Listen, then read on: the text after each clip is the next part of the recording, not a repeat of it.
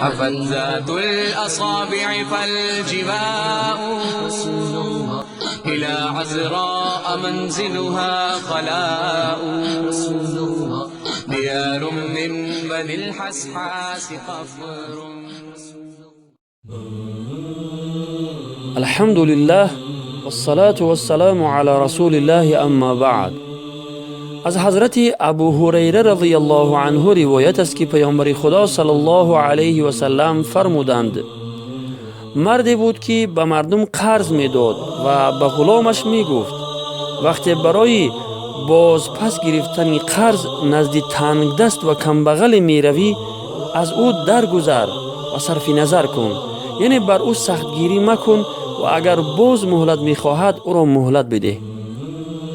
شاید خداوند گناهان ما را ببخشد و از ما درگذرد. سپس آن شخص فوت کرد، از دنیا گذشت و خداوند او را بخشید و از خطاهایش گذشت نمود. حدیث متفق علیه. برادر و خواهر عزیز، آیا میخواهی که خداوند از گناهانت گذشت نماید و تو را ببخشد؟ پس وقتی به کسی قرض دادی که ناچار و کمبغل است، هیچگاه به او سختگیری مکن، از او درگذر و او را باز مهلت بده. به او ناسزا مگو، دل او را مرنجان.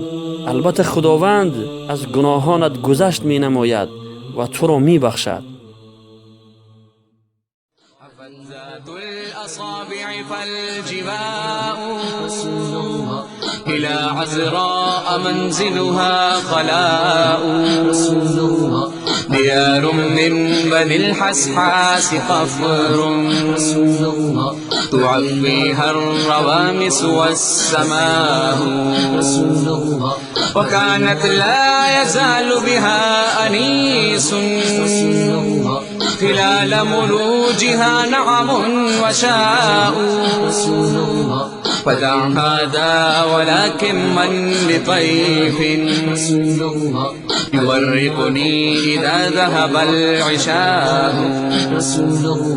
لشعساء التي قد تيمته وليس لقلبه منها شفاء كأن سبيئة من بيت رأس يكون مزاجها عسل وماء على أنيابها أو طعم عضو من التفاح هصره الجناء.